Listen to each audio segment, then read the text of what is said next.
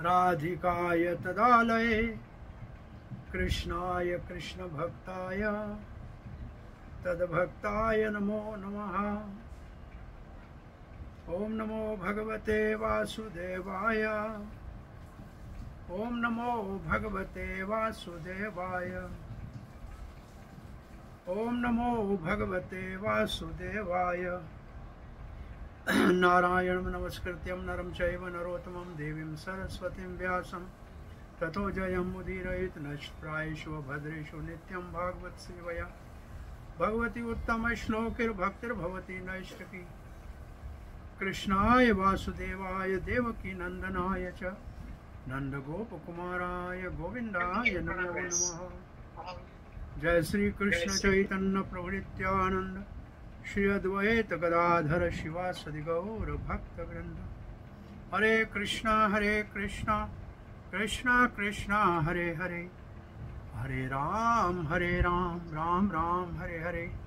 तो प्रिय भक्तों, रोहिणी की कांग्रीगेशन के आप सबका हार्दिक स्वागत है। हम अपना भक्ति वैभव का जो हमारा तीसरे स्कंद श्रीमद् भागवत का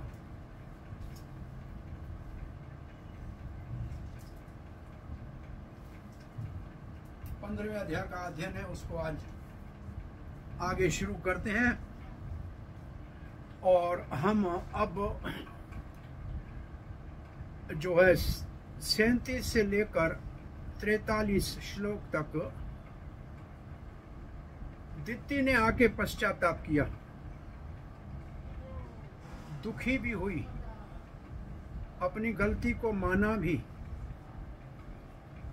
भगवान की महिमा के ऊपर विश्वास था, शंकर जी का आदर भी किया और अपने पति को भी सम्मान दिया। इतने सारे दिति के जो संस्कारित अच्छे भाव हैं उनका अब हम श्रवण करेंगे और उसके प्रताप से पहले जो उनका दोष का भाव था उसकी वजह से हिरण्याकश और हिरण्यकशिपु का उनके उधर में आने का कारण बनेगा, परंतु पश्चाताप और प्रार्थना के कारण उनके घर में उनका पोता महान भागवत प्रहलाद जन्म लेगा। तो ये अब प्रसंग ऐसे चलेगा। तो हम 27वां श्लोक कर रहे हैं। मैत्रेय जी कह रहे हैं, स्वसर्गस्य या आशीषम लोकायाम अशासानाम प्रवेप्तिम निवृत्त संध्या नियम्यो भार्याम आह प्रजापति। मैत्री जी, क्योंकि दिति और कश्यप की वार्ता नहीं हो रही है, वो दिति कश्यप के पास जाके छिन्न मन से सर नीचे करके बैठी है, पश्चाताप कर रही है। उसको देख के मैत्रेय कहते हैं, जो कश्यप जी है जो महान है, उसने अपनी पत्नी को कहा, जो कांप रही थी क्योंकि उनसे अपराध हो गया था, वो भयभीत भी थी, अपने पति का उसने अपराध किया था, एक दृष्टि से उनकी आज्ञा का उल्लंघन किया था, एक क्षण भी नहीं रुकी थी, तो वो जरा भयभीत भी थी। और उन्होंने उनके संध्या वंदन के कार्य में विघ्न डाला था, परंतु फिर भी उसने प्रार्थना ये की कि मेरे गर्भ की रक्षा हो। ये जो दिति ने प्रार्थना की, इसके लिए अब कश्यप जी क्या कहेंगे, ये कश्यप जी कह रहे हैं। श्री कश्यप वाच, ये कश्यप जी के वचन है। अप्रायत्याद आत्मनस्ते।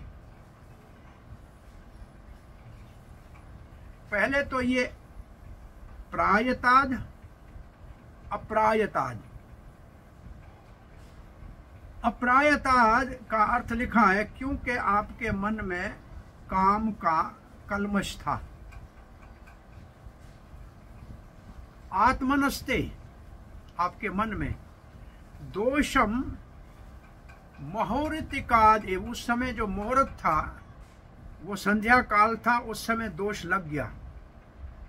मन निदेश अतिचारेण देवानाम चतिहेलनाद, और उसकी वजह से आपने मेरे आदेश का भी पालन नहीं किया था, इसलिए आपने रुद्र देवता की भी अवहेलना कर दी। कश्यप बड़े बुद्धिमान थे, उन्होंने कहा क्योंकि आपका मन उस समय काम से दूषित था और विशेष रूप से वो मुहूर्त बड़ा भयानक था और आपने मेरे निर्देशों का भी पालन नहीं किया और आपने उस समय जो विचरण करने वाले रुद्र देवता की भी अवहेलना की है, इसलिए सब कुछ अमंगलकारी हो गया, सब कुछ अमंगल हो गया। तो ये चार चीजें अमंगल में हुई। आपका मन दूषित था, संध्या काल का समय घोर था इस काम के लिए, आपने मेरे आदेशों का निर्देशों का उल्लंघन किया और आपने भगवान शंकर का भी अवहेलना की, इसलिए सब कुछ अशुभ हो गया। तो ये चार चीजें इस श्लोक में है। प्रभुपाद का तात्पर्य लिखते हैं। प्रभुपाद जी तात्पर्य में पहली बात लिखा गया है,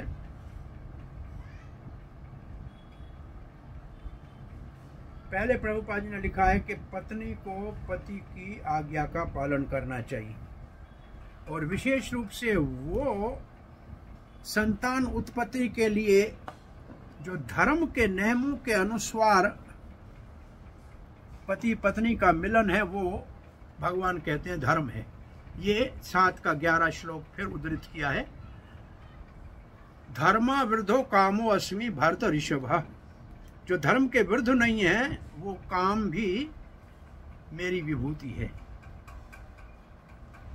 अब प्रभुपाद जी लिखते हैं, हम सबको शिक्षा दे रहे हैं कि गृहस्थ आश्रम में मानसिकता को देखना चाहिए पति पत्नी की गर्भाधान करने से पहले,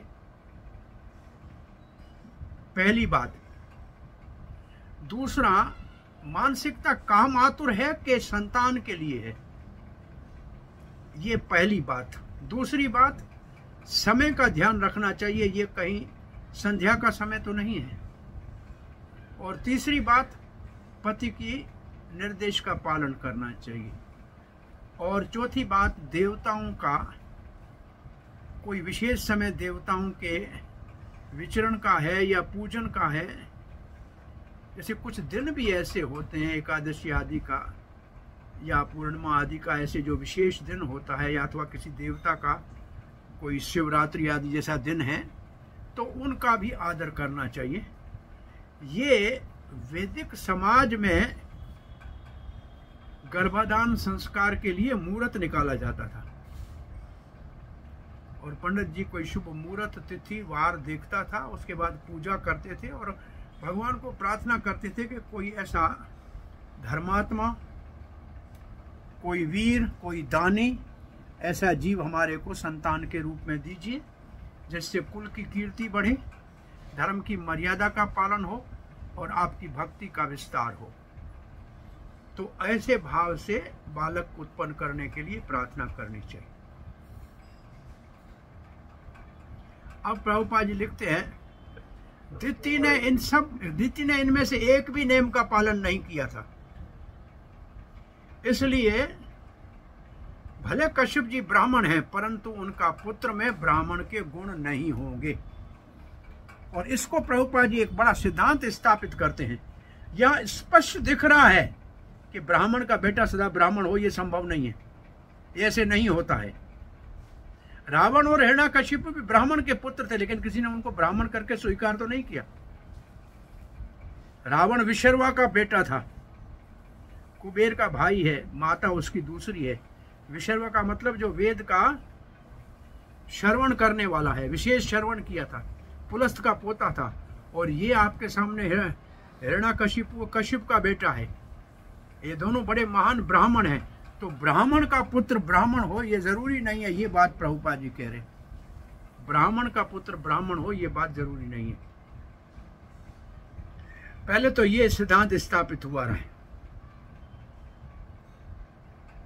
क्योंकि उनके पिताओं ने कभी भी धर्म के नियमों का पालन नहीं किया था।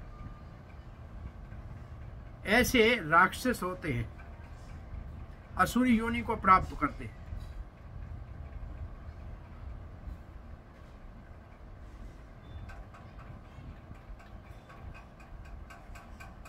अब एक नहीं, आपके उदर में 2 राक्षस आए, हिरण्यकश्यप और हिरण्यकशिपु।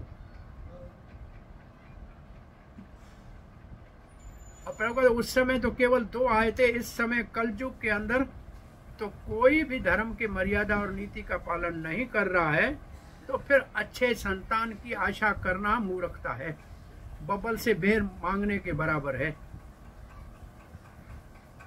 और जब ऐसे बच्चे होंगे तो सुख कहां से मिलेगा। परंतु कृष्ण का भावना अमृत का जो आंदोलन है, ये मानवता को उच्च स्तर के ऊपर लाने के लिए हरे कृष्ण महामंत्र जपने का प्रेरणा देता है। ये एक बिल्कुल ही कहा जाए कि अतुलनीय चैतन्य महाप्रभु की मानव समाज के लिए देन है। इसका जो लाभ ले वो अपने जीवन को सफल कर सकता है। चक्रवर्ती पाद लिखते हैं, आपके मन के अंदर जो दोष था, उसके कारण आपके उदर में 2 पुत्र आए हैं। वो बड़े ही क्रूर हैं, मन से बहुत क्रूर है, क्योंकि आपने संध्या काल के अंदर उनको धारण किया है। वो बहुत बड़े भयानक होंगे। और ये जो 2 घड़ी का समय था, इनमें 2 बच्चे आ गए। मेरी आज्ञा का आपने उल्लंघन किया है, इसलिए आपके पुत्र किसी धर्म का पालन नहीं करेंगे। आपने शंकर की अवहेलना की है, इसलिए वो भगवान से द्वेष करेंगे। ये एक एक नियम के पालन के कारण क्या परिणाम निकला है, विश्वनाथ चक्रवर्ती ठाकुर ने इस भाव से इसको लिखा है। अब हम आगे का श्लोक पढ़ रहे हैं, 39वां।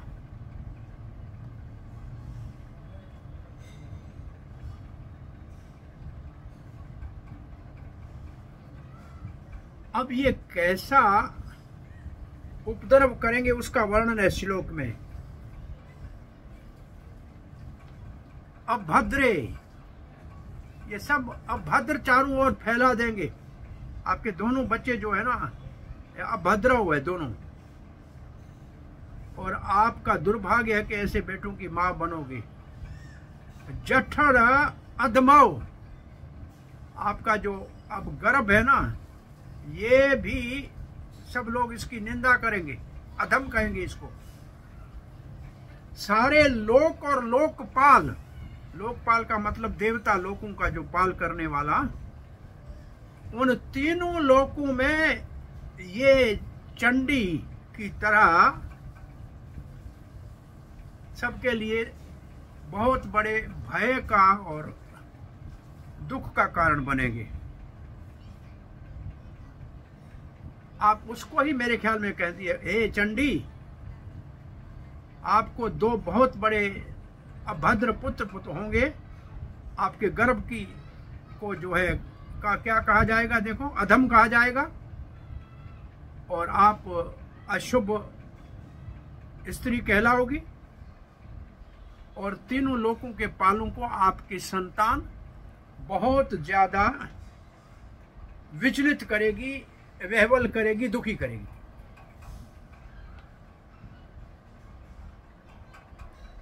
श्री प्रभुपाद जी लिखते हैं,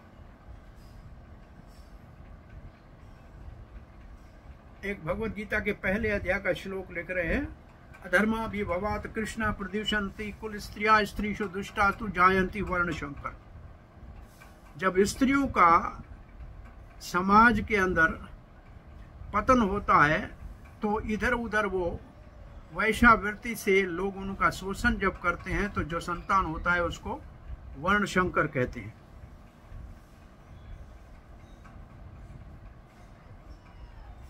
प्रभुपाद प्रभुपाद का भाव ये है कि स्त्री के दूषित होने से पुत्र जो है वो दुर्भागी होगा। इसलिए कश्यप जी अपने पुत्रों का भविष्य देख रहे थे और दिति के गर्भ की जो है वो अवहेलना होगी, लोग इसका निंदा करेंगे।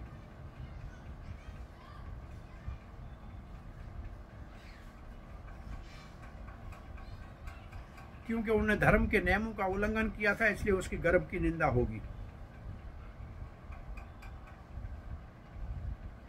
प्रभुपाद फिर कहते हैं किसी समाज में अगर ऐसी नारियां हैं तो फिर अच्छे संतान की आशा करना मूर्खता है।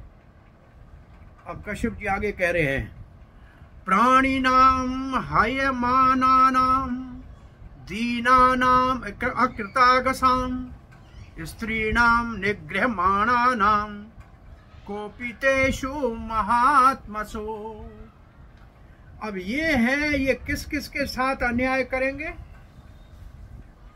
गरीबों को मारेंगे, दीन को मारेंगे, जिनसे कोई निर्दोषों को मारेंगे, नारी का शोषण करेंगे और महात्माओं के ऊपर क्रोध करेंगे। ये है आपके पुत्रों का भविष्य। ऐसे वो बहुत ही क्रूर होंगे। प्रभुपाद लिखते हैं, ये है असुरी प्रकृति के जीवों के कार्यों का वर्णन। वो बिल्कुल जो सीधे साधे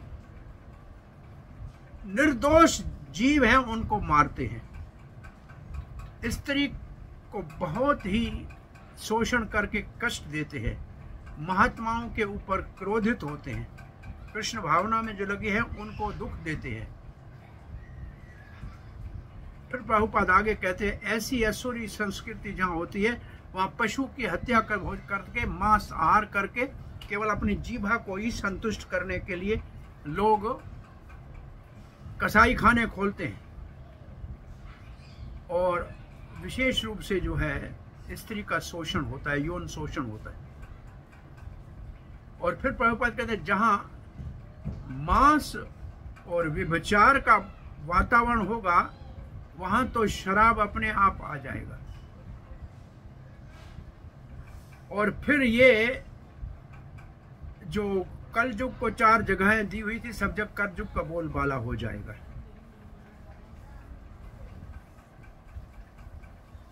तो ऐसी स्थिति में और कोई सहारा नहीं है, या भगवान अवतार लें या भगवान अपने किसी प्रतिनिधि को भेजें जो इस संकट से सबका उद्धार करे। अच्छा, चक्रवर्ती महाराज एक प्रश्न उठा रहे हैं, कहाँ कब तक वो जिएंगे? ये 41वें श्लोक में। तो कश्यप कहते सुनो,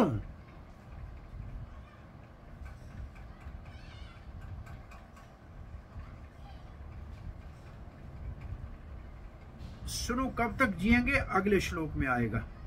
ये 41वें श्लोक है। तदा विशेषा वरः क्रोधो, विशेष वरः विश्व ईश्वरः, तदा विश्व ईश्वर क्रोधो, तब उनके ऊपर विश्व का ईश्वर क्रोधित होगा। भगवान लोक भावन, भगवान जो अपने लोकों का पालन करते हैं वो क्रोधित हो जाएंगे।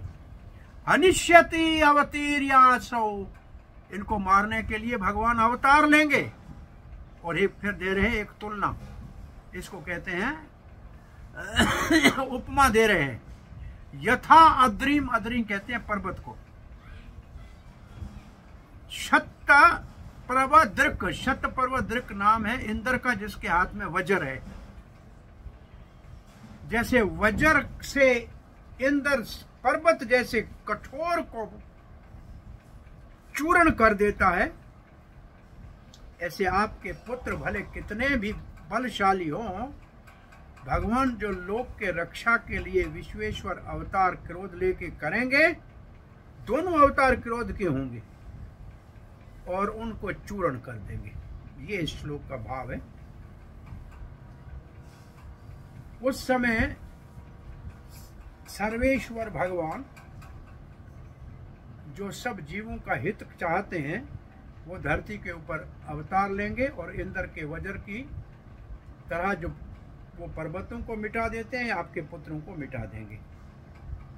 प्रभुपाद जी यहाँ परित्राणाय साधु नाम वाले श्लोक का उल्लेख करते हैं और विशेष कहते हैं, प्रभुपाद जी उसका भाव लेके कहते हैं धर्म भगवान का अवतार धर्म की स्थापना के लिए, असुरों के संहार और भक्तों के संरक्षण के लिए होता है। ये कह के फिर लिखते हैं, और दिति के पुत्र क्योंकि भक्तों का अपराध करेंगे इसलिए उनको भगवान आके मारेंगे। नहीं तो भगवान को मारने के लिए कोई अपन स्वयं आने की जरूरत नहीं है। इंद्र, चंद्र, वरुण, दुर्गा, काली कोई भी आके ऐसे दुष्टों को मार सकती है, परंतु यहाँ जो पर्वत का और वज्र का उदाहरण दिया है, वज्र कितना पर्वत कठोर होता है फिर भी वज्र चूर्ण करती है। ऐसे कोई कितना भी बलवान क्यों ना हो, भगवान के सामने तो मच्छर मक्खी की तरह है, उसको भगवान मसल देंगे। परंतु भगवान को ऐसे असुरों को मारने के लिए आने की जरूरत नहीं है। भगवान तो अपने भक्तों के आनंद के लिए आते हैं। प्रहलाद को प्रसन्न करने के लिए नरसिंहदेव आए। हिरण्यकश्यप को मारना मुख्य उद्देश्य नहीं था, परंतु उससे ज्यादा मुख्य उद्देश्य ये था कि हिरण्यकश्यप भगवान का अपना पार्षद था, इसलिए उनको लेने के आए लिए। ये अगले अध्याय में आएगा।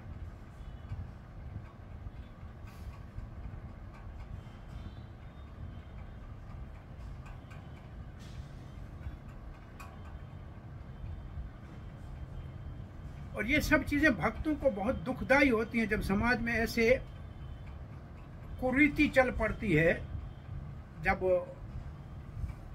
निरपराधियों को मारा जाता है, नारी का अपमान होता है, साधुओं का जो है साधुओं के ऊपर अत्याचार होता है, तो भक्तों को बड़ा दुख होता है। भक्त ये सह नहीं सकते और इसलिए भगवान धरती के ऊपर अवतार लेकर आते हैं।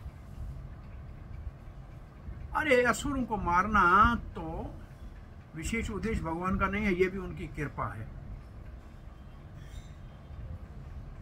परंतु भगवान चाहे भक्तों के लिए आए या असुरों के लिए, दोनों का हित ही करते हैं, क्योंकि भगवान तो परम सत्य है। अब हम 42वां श्लोक पढ़ रहे हैं। दिति कह रही है, कश्यप ने जब ऐसे कहा तो अब दिति क्या कह रही है? दिति कहिए, वधम भगवता साक्षात सुना उद्भार भाव बाहुना। अरे अरे, मेरे बेटों को मारने के लिए सुदर्शन चक्र हाथ में लेके भगवान आएंगे। सुन अभर उदार बाहु, ये इसका अर्थ है सुदर्शन चक्र हाथ में धारण करे हुए चक्रपाणी भगवान आएंगे। आशा शेष पुतयोर मह्यम, मेरे पुत्रों को मारेंगे। मां क्रुद्धाद ब्रह्मणा प्रभु, अच्छा है कम से कम ब्राह्मण के श्राप से तो मेरे पुत्र नहीं मरेंगे, उनको मारने के लिए भगवान अवतार लेंगे ना। इस बात से दिति बड़ी प्रसन्न हो गई।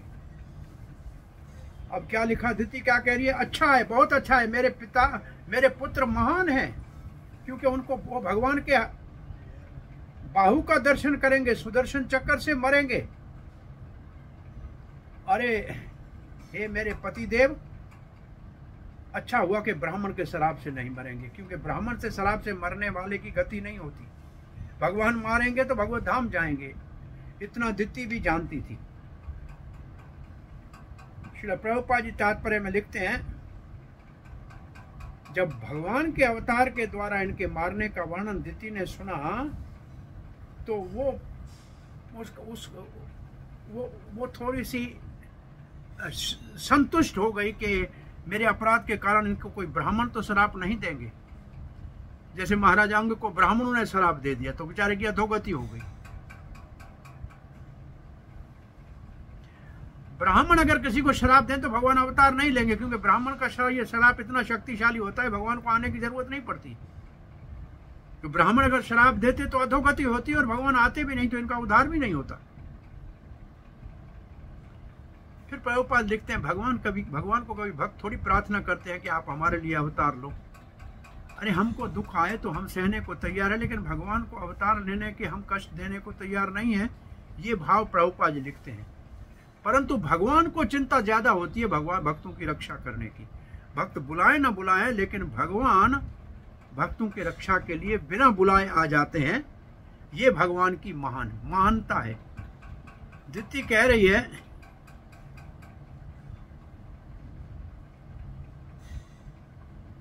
भगवान के सुदर्शन चक्र से उनका अगर वध होगा तो निश्चित रूप से वो भाग्यशाली मेरे पुत्र होंगे, वो निश्चित रूप से मुक्त हो जाएंगे। ये तो बड़े बड़े ऋषियों को भी ऐसा सौभाग्य प्राप्त नहीं होता। मुझे बड़ी चिंता थी कि मेरे पुत्र कहीं ब्राह्मण के शराब से मारे न जाएं, परंतु अब आपने जो कहा कि भगवान अवतार ले, मैं संतुष्ट हो गई। 43 न ब्रह्म दंड दग्धस्य न भूत भवाद्यस्य च नारकाश्चानुग्रहन्ति याम याम योनिम असौ गतः। अब कहती है ब्राह्मण के शराब से कोई मरे, ब्रह्म दंड दग्धस्य जो जल जाए, न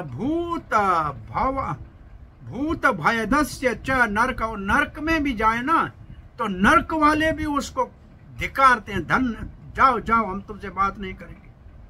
च अनुगणन्ति यम यम योनि, और नरक की कोई नीच योनि में भी चले जाएंगे तो उस योनि वाले भी उसको धिकारते हैं। और प्रभुपाद जी का एक ही लाइन का तात्पर्य इसके ऊपर है कि कुत्ता उस योनि में है। देखो लिखा है प्रभुपाद जी, ऐसे नारक की योनि है कुत्ते की। एक कुत्ता दूसरे कुत्ते को कभी नहीं सहता है, हमेशा उसके ऊपर भौंकता रहता है। ये नारक की योनि का वर्णन प्रभुपाद जी ने लिखा है।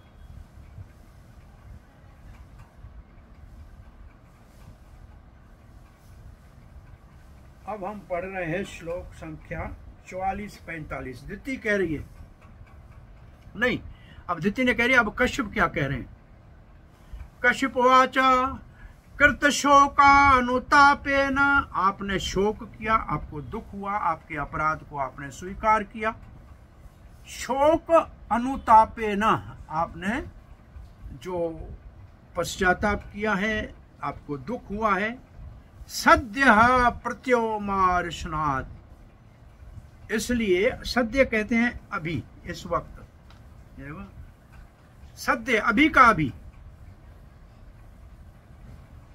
अनुपाते न, आपने बहुत बड़ा जो अपने आप को कोसा है कि मेरे से अपराध हो गया। प्रत्यमर्शनात्, आपने अच्छी तरह से चिंतन किया है, विचार किया है कि आपसे बहुत बड़ा अनजाने में जाने में काम के कारण अपराध हो गया। भगवती, भगवान, उरुणा, भगवती उरुनाना च भवे मय अपि चाद्रा, इसलिए भगवान निश्चित रूप से हमारे ऊपर कृपा करेंगे। जो महान है भगवान, उरु भगवान बहुत बड़े महान है। हाँ, प्रभुपाद जी क्या लिखते हैं, भवे, भवे भगवान शंकर को कहते हैं, उसकी पत्नी को भवानी कहते हैं, और भव संसार को भी कहते हैं। आपने भव का भी आदर किया, मेरा भी आदर किया। भवे मई अपि च आदरात, आपने मेरा और शंकर का आदर किया है। पुत्र सही ये वच पुत्र नाम, आपके पुत्र का एक पुत्र। भवी तकई कह सताम मतः, वो ऐसा होगा जो भक्तों में, सताम कैसे भक्तों में, उसके लिए बड़े बड़े भक्त जो है अपना राय क्या देंगे, गास्यंती तद यश शुद्धम, उसकी महिमा को गाएंगे।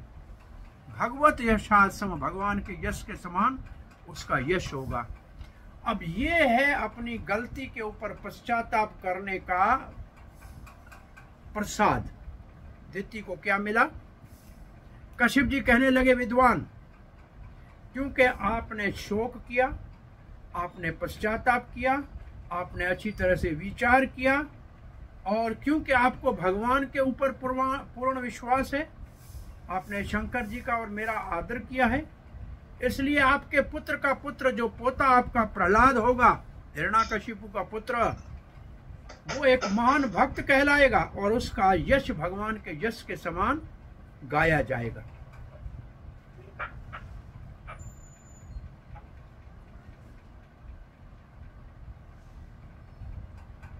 ये 4-5 कारण हैं जिसके कारण प्रहलाद के आविर्भाव की भूमिका बनी है। अभी 4-5 कारण आपको बताए हैं।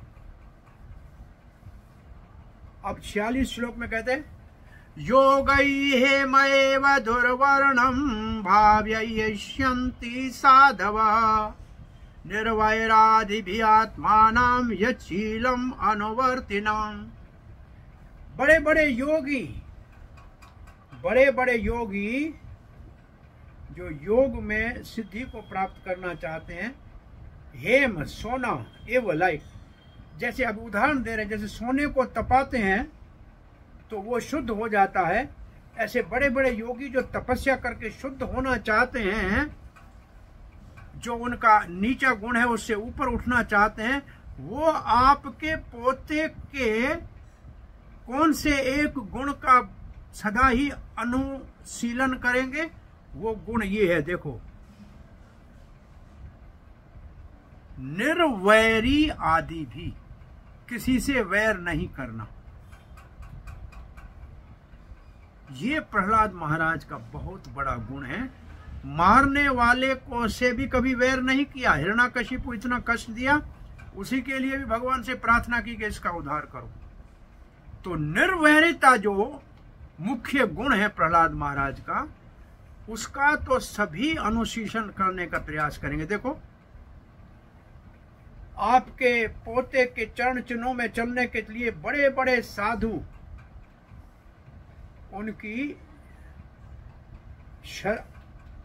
अशत्रु भाव जो है, निर्वैर भाव का अनुशीलन करेंगे। जैसे सोने को तपाने से पवित्र होता है, तो निर्वैर गुण सबको पवित्र करते। निर्वैर सर्वभूतेषु, ये भक्ति के लक्षणों में भी भगवत गीता के 11वें अध्याय का अंतिम श्लोक है। मत कर्म किन मत परमो मत भक्त संग रहित निर्वैर सर्वभूतेषु यशमेति पांडव। निर्वैर सर्वभूताना, ये प्रहलाद से सीखना चाहिए। प्रहलाद को आपको पता है, हिरण्यकशिपु का तो प्रभुपाद ने यहाँ लिखा है, उसके पिता ने उसको इतना पीड़ा दिया, फिर भी उसके उद्धार के लिए प्रार्थना की।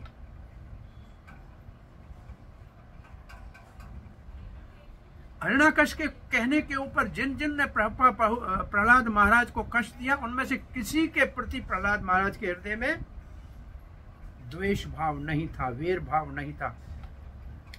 भागवत में तो नहीं है, अन्य पुराणों में लिखा है कि षंड और अमर्क ने एक, जैसे अम्बरीश महाराज के ऊपर दुर्वासा ने वो कृत्या बनाई थी मारने के लिए, ऐसे षंड और अमर्क ने कृत्या बनाई थी कि प्रहलाद को मार दो। वो प्रहलाद के पास गई। प्रहलाद तो सुमरण भक्ति का आचार्य है, भगवान के नाम के ध्यान में था, तो उसका तो नाम नहीं लिया। कृत्या का नेम है, जिसने बनाई है, अगर उसका काम पूरा नहीं है तो उसी को मारेगी। वो कृत्या वापस आई और दोनों गुरुपुत्रों को मार दिया। और ये समाचार जब प्रहलाद महाराज को मिला, तो प्रहलाद महाराज ने तो तत्काल कहा कि मुझको विष देने वालों के प्रति मुझे द्वेष नहीं हुआ, मुझे आग में जलाने वालों के प्रति मुझे दोष नहीं हुआ, तो भगवान मेरे गुरु के पुत्र जीवित हो जाएं। और वो दोनों उठ के बैठ गए। ऐसे भगवान श्री कृष्ण ने महाभारत में ऐसे लिखा है कि उत्तरा के गर्भ में कहा कि मैंने पांडवों और कौरवों में से किसी का पक्षपात नहीं किया हो, तो ये उत्तरा के गर्भ में बालक जीवित हो जाए। तो भगवान और भगवान के भक्त किसी को अपना शत्रु नहीं मानते। शत्रु के भी हित के लिए हरिदास ठाकुर के ऊपर कोड़े बरसाने वालों को चैतन्य महाप्रभु मारने के लिए आए, तो हरिदास ठाकुर कहते हैं ये बेचारे क्या करेंगे, ये तो राजा के गुलाम है, भगवान इसको क्षमा कर दो। और ये बात सीता माता ने कहा था। हनुमान ने कहा कि इन राक्षसियों को मार दूं जो आपको पीड़ा दे रही थी, बोला बेटा हनुमान, ये तो बेचारी रावण की अनुचर थी, इनका क्या दोष? आप रामचंद्र के सेवक हैं और इनको दंडित करेंगे तो इसमें आपका यश, राम का यश नहीं होगा। तो ये है भक्तों के गुण। अब 47वां श्लोक पढ़ रहे हैं। यत् प्रसादादिदं विश्वं प्रसीदति यदात्मकं स स्वदृक् भगवान यस्य तोष्यते अन्यया दृशा। ओ इस प्रहलाद महाराज के कारण क्या होगा? सभी प्रहलाद महाराज से प्रसन्न हो जाएंगे, क्योंकि भगवान प्रहलाद महाराज से प्रसन्न होंगे। और भगवान तो पूरे विश्व के नेता है, सबके हृदय में परमात्मा के रूप में रहते हैं। भगवान प्रसन्न हो जाते हैं, बस यही भक्त की इच्छा होती है, उससे अधिक वो कुछ नहीं चाहता है। इसका तात्पर्य बड़ा अच्छा है।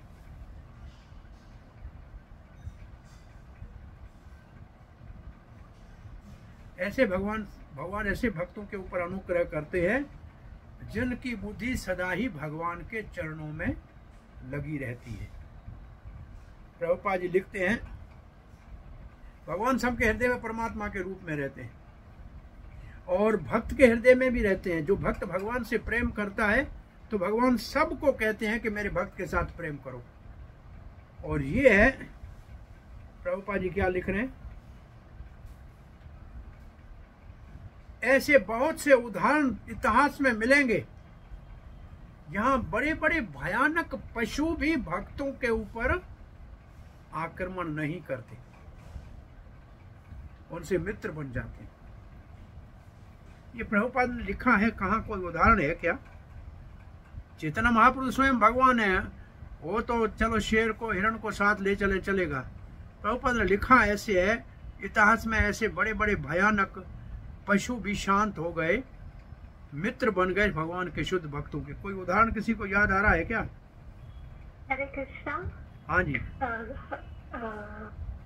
हरिदास ठाकुर जी के गुफा में बहुत जहरीला स्नेक था, जब वो गुफा बदलने लगे तो वही खुद चला गया। हाँ, एक अच्छा उदाहरण ये। दूसरा कोई उदाहरण?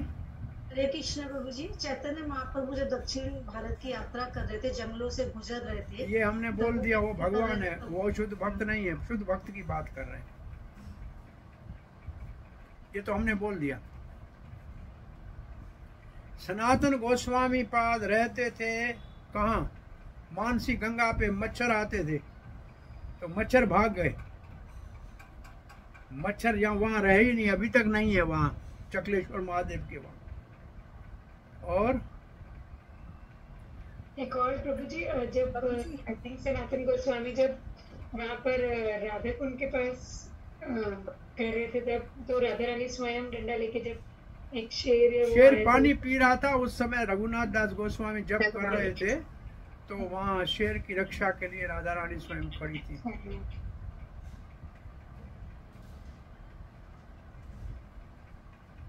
और कोई उदाहरण?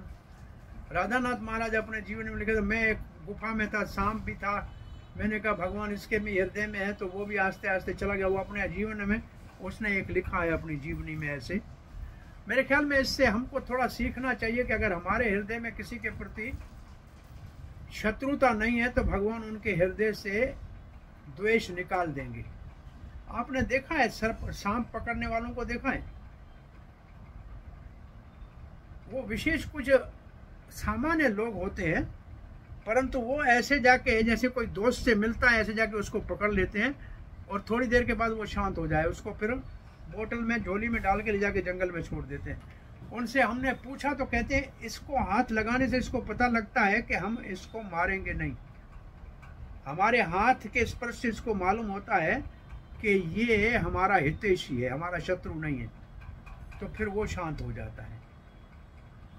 हमने ये पहली बार आंखों से देखा था अपने कुंभ मेले में, उज्जैन में आए थे, एक सांप हमारे किचन में था, हमने बुलाया तो उसने हमारे सामने पकड़ के ऐसे दिखाया।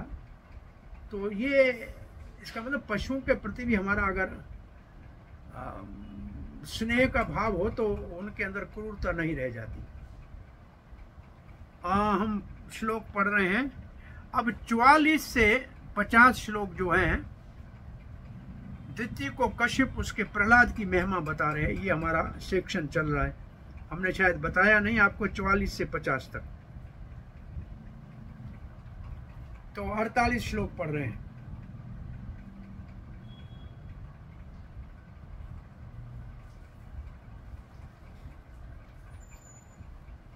सवै महाभागवतो महात्मा महानुभावो महतां महिष्ठा प्रवर्ध भक्त्या हे अनुभाविता सयि निवेशै वैकुंठम इमं विहायसि।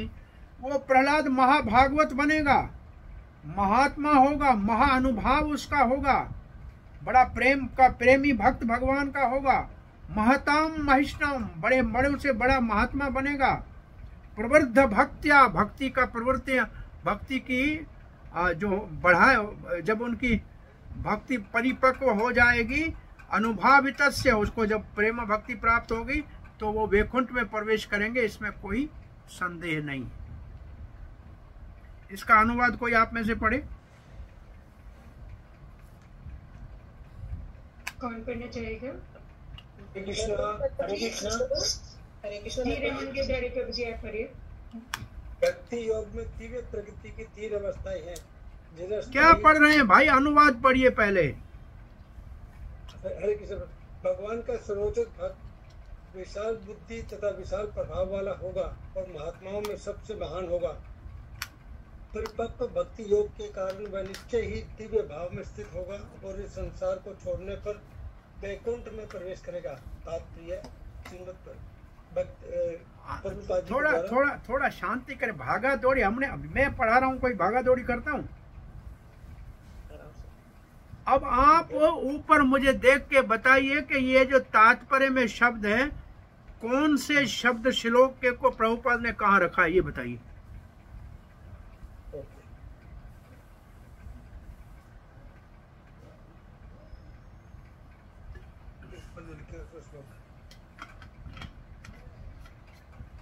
वो भगवान का महान भक्त, बड़ा विशाल बुद्धि होगा,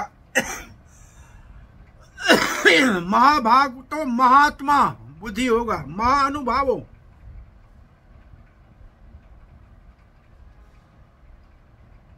देखो नीचे लिखा पड़ा है, दूसरे शब्द का देखो शब्द अर्थ क्या क्या लिखा है। मेरा इसमें जो श्लोक में शब्द है वो अनुवाद में कहाँ है, ये ढूंढ के बताओ।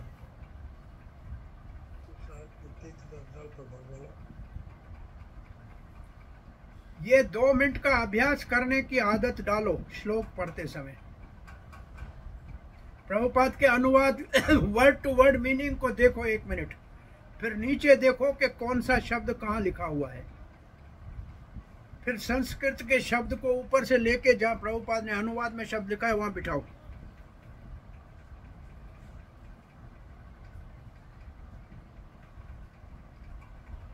देखो मैं आपको बताता हूं, सवई का मतलब वो कौन सा, वो महाभागवत, टॉप मोस्ट डिवोटी जो लिखा पड़ा है ना, पहला शब्द वो महान भक्त, ये महाभागवत हो गया। फिर लिखा है महात्मा, उसके लिए देखो क्या लिखा है शब्द अर्थ में, एक्सपांडेड इंटेलिजेंस। देखो दूसरे में लिखा क्या पड़ा है, विशाल बुद्धि, ये महात्मा का अर्थ है। महाअनुभाव के लिए क्या लिखा है, एक्सटेंडेड इन्फ्लुएंस, उसका प्रभाव बहुत ज्यादा होगा। दिख रहा है, ये शब्द दिख रहे हैं आपको? अब ऊपर नीचे के शब्द समझ में आ रहे हैं? और फिर क्या लिखा है, महताम महिष्ठा, और बड़े से भक्तों में महान भक्त होगा। ग्रेटेस्ट ऑफ ऑल सोल, महितम महिष्ठाम। फिर क्या लिखा है, प्रवृद्ध भक्त्या, जब भक्ति उसकी परिपक्व हो जाएगी तब वो उसको क्या मिलेगा, अनुभाविता से, तब उसको दिव्य आनंद की अनुभूति होगी। और फिर निवेश वैकुंठ, वो वैकुंठ में प्रवेश करेगा भौतिक जगत छोड़ने के समय। ये शब्द आपको मिल रहे हैं? सब अभी नहीं मिल रहे हैं? हाँ जी, नहीं समझ में नहीं।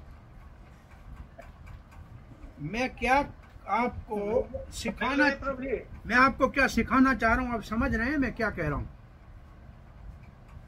हाँ, बिल्कुल बात समझ रहा हूँ प्रभु जी। आप तो बता रहे हैं कि एक एक वर्ड को, जो संस्कृत के वर्ड को जोड़ करके इसके साथ में नीचे भाव के साथ जोड़ेंगे तो कहीं ना कहीं उसको समझ में आएगा।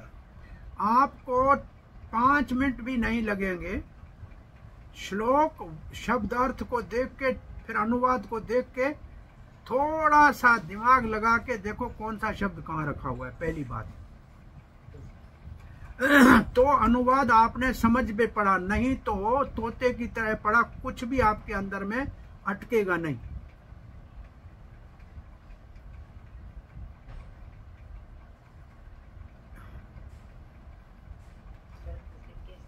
अब अनुवाद में, अब प्रभुपाद जी के तात्पर्य में आप ये बताइए कौन से शब्द को लेके प्रभुपाद ने तात्पर्य लिखा है?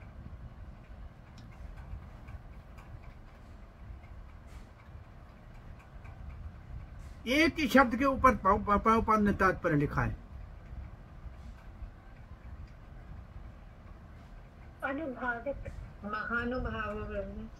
आप प्रभुपाद का तात्पर्य है जो भक्ति योग के बाद का जो शब्द है उसके ऊपर, प्रवृत्त भक्ति योग ही अनुभावितास्य, ये जो शब्द है इसका अर्थ देखो क्या लिखा है, अनुभाव आशय।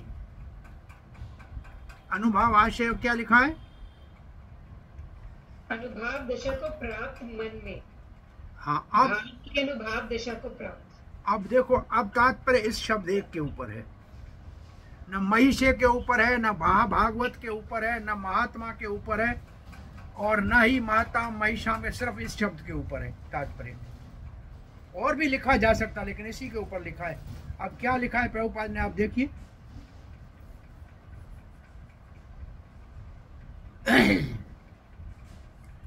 अब जब वहां शब्द एक आ गया कि उसको जो आनंद की अनुभूति होती है, अनुभव के आनंद की अनुभूति होती है, तो प्रभुपाद जी लिखते हैं कि 3 स्तर होते हैं दिव्य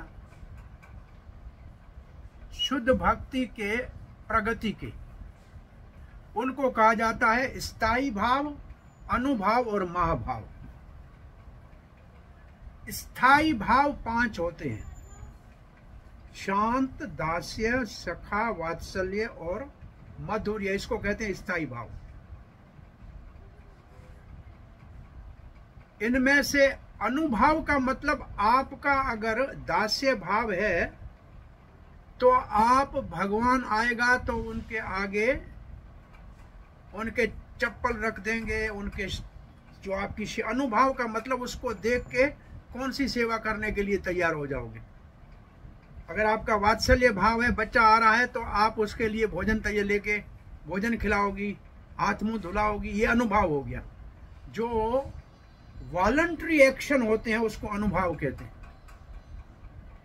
जिस भाव में हम हैं उसके अनुरूप हम जब कार्य करते हैं उसको अनुभाव कहते हैं। परंतु महाभाव जो है, इसके लिए प्रभुपाद ने एक लाइन लिखी है, अच्छी तरह से पढ़ो। अब इससे आगे पढ़ो जरा।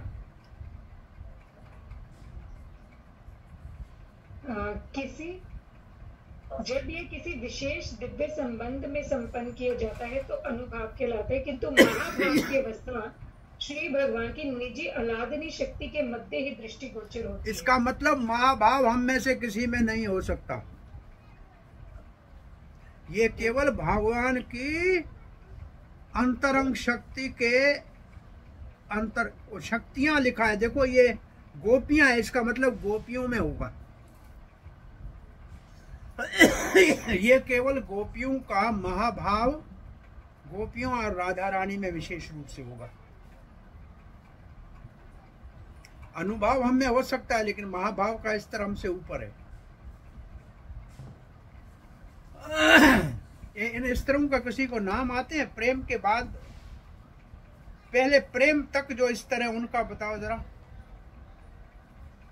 प्रेम तक कौन से स्तर है बताइए, कहां से प्रेम तक पहुंचिए आदो श्रद्धा से, बोलिए। आदो श्रद्धा से लेके प्रेम तक स्तर बताइए।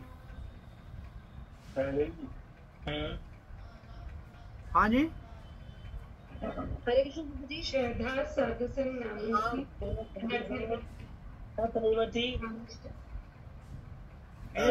एक व्यक्ति बोले, एक व्यक्ति एक समय।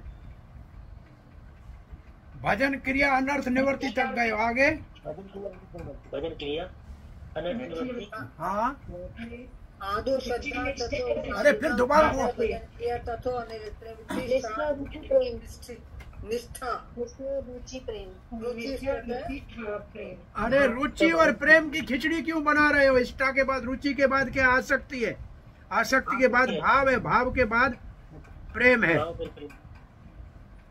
और प्रेम से ऊपर 8 स्तर है मधु उज्ज्वल नीलमणि में। स्नेह प्रेम, स्नेह प्रेम मान प्रणय राग अनुराग भाव महाभाव, 8 हो गए क्या? स्नेह प्रेम, स्नेह प्रेम मान प्रणय राग अनुराग भाव महाभाव, कितने हो गए?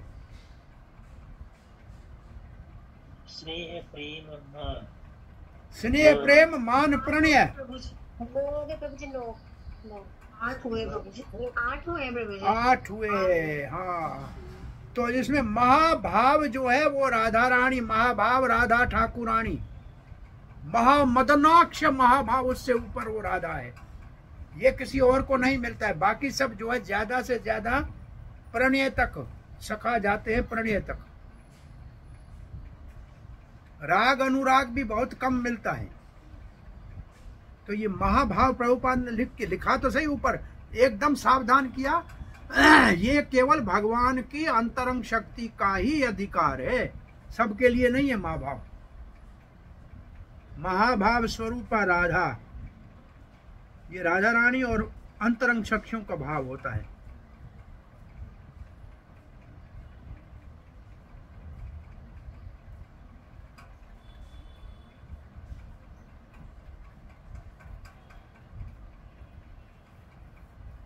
अब प्रभुपाद जी एक लाइन लिख रहे हैं, इसका अर्थ बताइए जरा, क्या लिख रहे हैं? यहां ये दिति के पोते प्रहलाद के विषय में जान रहे हैं। वो क्या करते थे? क्या लिखा है? प्रहलाद क्या भगवान का ध्यान करे, ध्यान करते थे। तो जो नवदा भक्ति में प्रहलाद महाराज कौन सी भक्ति के उदाहरण है?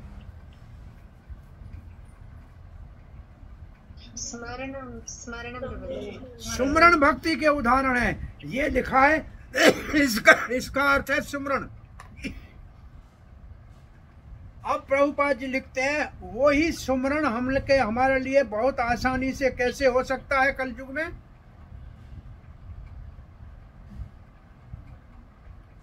भगवान का नाम जपने से, हरि का नाम कीर्तन करने से। इसका मतलब जो हरे कृष्ण मंत्र हम माला के ऊपर जपते हैं, ये सुमरण है। इसको सुमरण कहते हैं।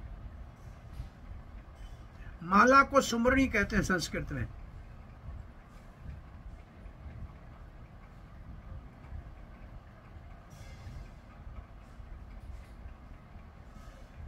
अब हम पढ़ रहे हैं 49वां श्लोक। अलंपट शील धरो गुणा करो, हृष्ट प्ररध्या यथितो दुखितेषु, अभूत शत्रो जगत शोक हरता, नैघा की कम तापम इवो उड़ुराज। ये जो उड़ुराज है ना, ये चंद्रमा का नाम है। उड़ुराज का मतलब चंद्रमा। जैसे चंद्रमा सबको शीतलता देता है, ऐसे प्रहलाद महाराज सबको शीतलता देंगे। और प्रहलाद महाराज के लक्षण लिखे हैं, ये लक्षणों का लिस्ट देखो। सब सद्गुण संपन्न होगा प्रहलाद महाराज। अलंपट होगा, शीलधर होगा, चरित्रशील वाला होगा। गुणाकार, गुणों का तो आकार का मतलब गुणों का तो खजाना होगा, निधि होगा। हृष्ट, सदा खुश रहेगा, आनंद में रहेगा। मगम और प्ररध्या यथितो, प्ररध्या यथितो दुखी, दूसरे दुखी है उनको सुखी करेगा, दूसरे के दुख में दुखी होगा और दूसरे को सुखी करेगा।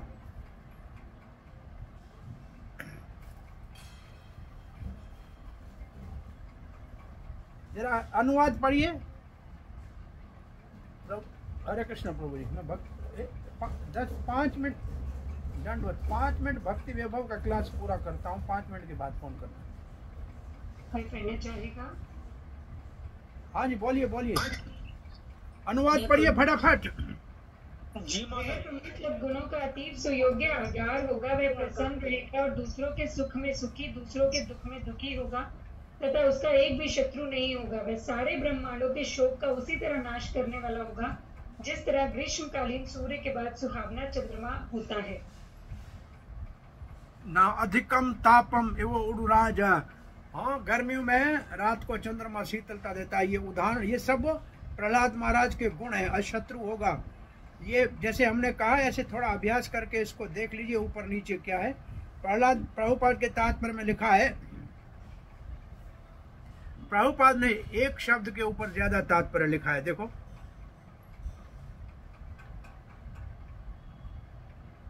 मानव के लिए जितने उत्तम गुण है वो सब प्रहलाद महाराज में थे।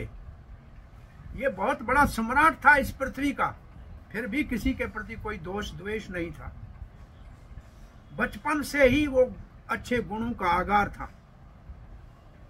अच्छा, उनको तो गिनती मत करो,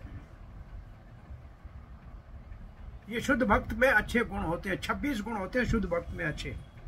प्रभुपाद ने एक गुण को विशेष रूप से कहा है। शुद्ध भक्त का एक गुण होता है, लंपट नहीं होता। लंपट दुष्ट है, भक्त हो ही नहीं सकता लंपट। दूसरा अच्छा गुण है, दूसरे की दुख देख नहीं सकता। प्रभुपाद जी ने अमेरिका के लोगों को दुखी देखा। लोग कहते हैं कि वो सुखी है। प्रभुपाद ने कहा, ये तो रजो तमो गुण में दुखी है, इनका उद्धार कैसे करूं। अब प्रभुपाद जी कहते हैं, दुख क्या है लोगों का वास्तव में, लोग दुखी क्यों है? क्योंकि भगवान को भूला है। इसलिए भक्त कैसे सुखी करेगा? भगवान की भक्ति सिखाकर। यह है सब दुखों का निवारण। अब हम 50वां श्लोक पढ़ने जा रहे हैं। इस श्रृंखला का पूरा अंतिम श्लोक है। अंतर्बाहिर्चामलम अबज नेत्रम। अबज नेत्रम, अबज किसको कहते हैं? कमल नयन। अंदर अपने भी ध्यान में भगवान को देखेगा और इसके लिए भगवान साक्षात नरसिंह देव के रूप में आएंगे। उनको बाहर भी आंखों से देख लेगा। स्वपुरेशिचा अनुग्रहित रूपम, और भगवान अपने भक्तों के इच्छा के अनुरूप रूप धारण कर लेते हैं। पौत्रस्तव श्री ललना ललामम, आपका जो पौत्र होगा ना वो लक्ष्मी, ललाम, ललना लक्ष्मी को कहते हैं। ललना लक्ष्मी है, और जो भगवान लक्ष्मी को अपने वक्षस्थल पे धारण करते हैं ना, वो भगवान उनके लिए अवतार लेके आएंगे। लक्ष्मी नरसिंह। दृष्टा स्फुरट कुंडल मंडिता नाम आननम। आनंद कहते हैं उनका मुख बहुत सुंदर, कुंडल उनके कानों में होंगे, उसका वो दर्शन करेगा। ये भावी नरसिंह देव के अवतार की भूमिका है। जरा हिंदी में फटाफट एक पढ़ ले इसका अनुवाद।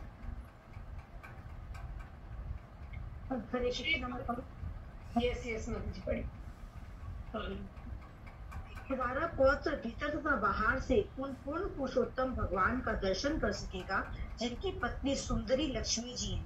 भगवान भक्त द्वारा इच्छित रूप धारण कर सकते हैं और उनका मुखमंडल सदैव कुंडलों से सुंदर ढंग से अलंकृत रहता है। अब प्रभुपाद जी तात्पर्य किस चीज के ऊपर लिखते हैं? देखे, अंदर बाहर कैसे देखेंगे, अंदर बाहर कैसे देखेंगे, पहले इसके ऊपर लिख रहे हैं। और बाहर से वही दिख सकता है जो बहुत उत्तम कोटि का भक्त हो, सबके लिए बाहर साक्षात भगवान दिखाई नहीं देते, ये भौतिक आंखों से देखे भी नहीं जा सकते हैं।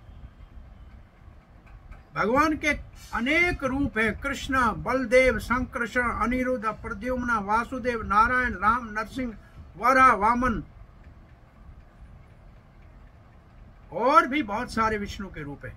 शुद्ध भक्त किसी एक रूप, इनमें से किसी एक रूप के का आराधना करता है और भगवान प्रसन्न होकर उसी रूप में उसको दर्शन देते हैं। भक्त कोई अपना मन घड़ा भगवान का रूप नहीं बनाता, न ही निराकार का विचार करता है जो अभक्त करते हैं। अभक्तों को तो भगवान के रूप का पता ही नहीं है।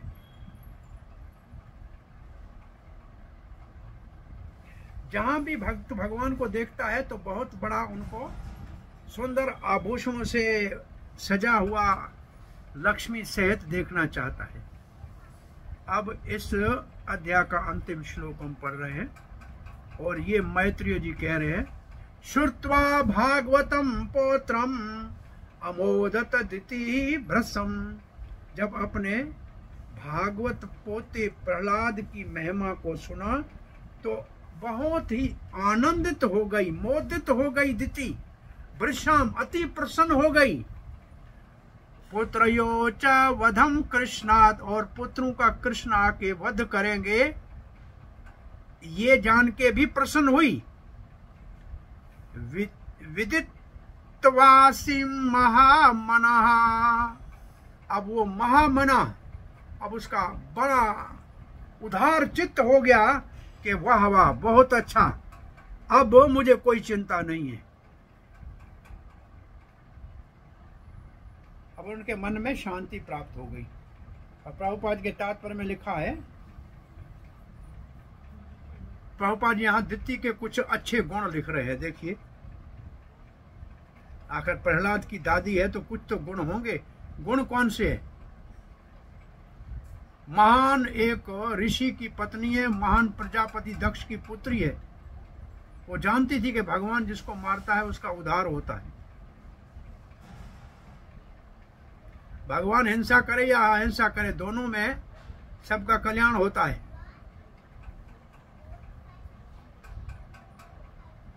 और भृशाम का यहाँ बहुत बड़ा महत्वपूर्ण अर्थ है कि दिति अपने आशा से अधिक प्रसन्न हो गई। यहाँ हमारा ये अध्याय पूरा होता है और कल हम आगे वाला अध्याय शुरू करेंगे। और उस अध्याय का ये देखिए, ये है उस अध्याय में भगवत धाम का दर्शन, भगवत धाम का वर्णन है। ये भी 50 श्लोकों का अध्याय है। पहले 11 श्लोकों में देवता ब्रह्मा जी के पास जाके दिति के गर्भ के विषय में जानकारी प्राप्त करते हैं। 12 से 25 में वैकुंठ का वर्णन ब्रह्मा जी करते हैं और 26 से 36 तक कुमार जय और विजय को शराप देते हैं। और 37 से 45 भगवान वैकुंठ के 7वें दरवाजे पे आकर 4 कुमारों को दर्शन देते हैं। और अंतिम 46 से 50 प्रार्थना करते हैं कुमार भगवान को और उनके हृदय में भक्ति का उदय होता है। तो ये अध्याय हम कल शुरू करेंगे। हरे कृष्ण।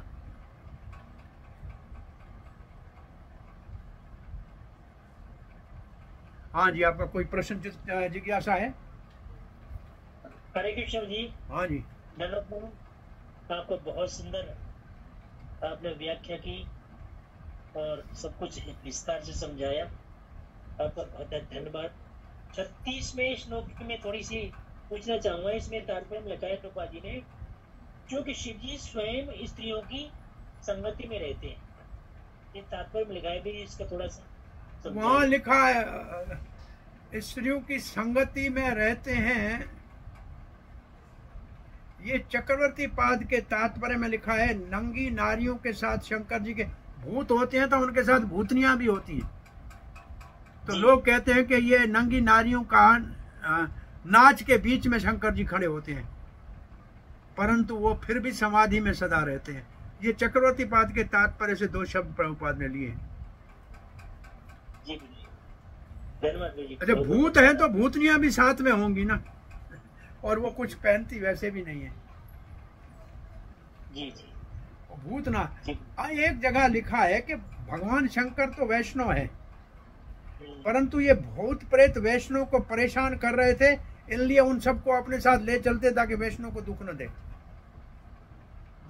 और पहले शंकर जी ऐसा वैष्णव तिलक लगाते थे, फिर सब ऐसा तिलक लगा के उल्टे काम करते थे। शंकर ने कहा फिर मैं तिलक ही बदल देता हूं ताकि लोग वैष्णव की निंदा न करें। जी बहुत बहुत धन्यवाद, ये विशेष व्याख्या किया।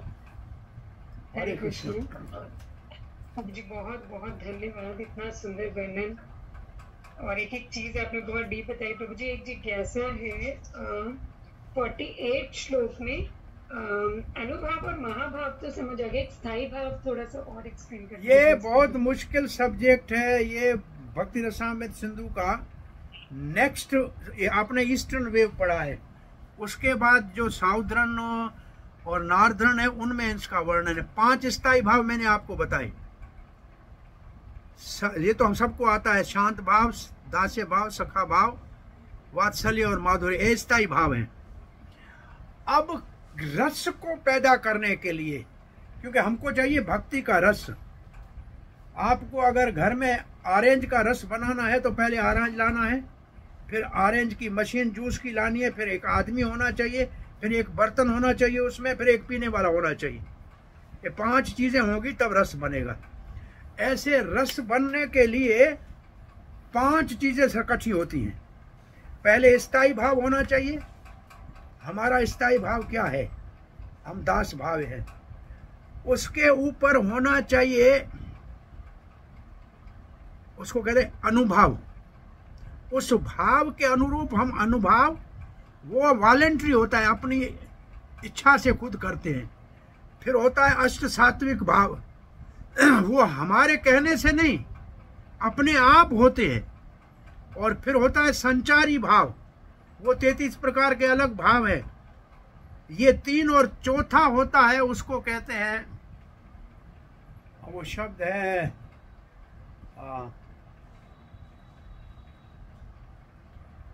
अब जबान पे नहीं आ रहा है, वो पहला वो है। ये जब 5 स्थायी भाव के ये 4 भाव जब प्रभाव डालते हैं तो रस बनता है। तो अनुभाव इसमें सिर्फ एक ही प्रभुपाद ने दिया है। विभाव पहला है, विभाव, विभाव, अनुभाव, सात्विक भाव, संचारी भाव, ये पहला है विभाव। विभाव, अनुभाव, असात्विक भाव, संचारी भाव, ये 4 जब स्थायी भाव के ऊपर अपना प्रभाव डालते हैं तब रस बनता है। भक्ति करे तो अनुभव एक ही प्रभुपाद ने दिया है। इसका मतलब वॉलंटरी हमारा काम। शाम को कृष्ण को आते देखकर वात्सल्य प्रेम की यशोदा आरती लेके, और उसकी घर में पानी बते हाथ पांव धुलाएगी, आरती करेगी, उसको कुछ खिलाएगी, ये वात्सल्य भाव है। और गोपियां उसके दर्शन के लिए जाके छत के ऊपर चढ़ के देखेंगे, वो माधुर्य उनका भाव है। जो सेवक उनके हैं वो उसी समय सब सामग्री लाएंगे जिससे उनको उनकी जो है कपड़े बदलने हैं, उनके पांव पोंछने हैं, तौलिया, वो सेवक वो भाव करेंगे। और सखा कोई कृष्ण को आते देखेगा तो उसको छूने का प्रयास करेगा। ये अनुभव है सारे। ये एक पूरा, ये तो भक्ति रसामृत सिंधु के 3 भाग और हैं, उसके अंदर ये सब आएंगे। प्रभुपाद ने 3 शब्द लिखे हैं, सिर्फ 3 शब्दों में। महाभाव हमारा नहीं है, वो तो भगवान की अंतरंग शक्ति का है। अनुभाव इसको हुआ क्योंकि प्रहलाद दास्य भाव का भक्त है, तो उसका अनुभव है कि दास्य के प्रतिकूल मुझे कुछ नहीं चाहिए, आपकी सेवा करनी है, सेवा के अतिरिक्त कुछ नहीं चाहिए। ये प्रहलाद महाराज के अनुभव है कि कुछ नहीं चाहिए भक्ति के बदले में, ये उनका अनुभव है। तो ऐसे ये प्रहलाद की शुद्ध दास्य भक्ति का वर्णन है। जी प्रभु जी, हरे कृष्ण। हरे कृष्ण, थैंक यू प्रभु जी।